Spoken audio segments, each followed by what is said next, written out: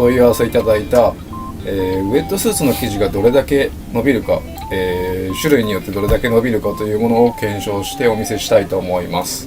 そうです。お客さんから問い合わせが入ったんですね。はい。どれだけ伸びるのか。はい。はい。じゃあ実際試していきましょう。はい。今日用意してもらったものは、まずは、よく春夏のウェットスーツで使う両面ジャージですね。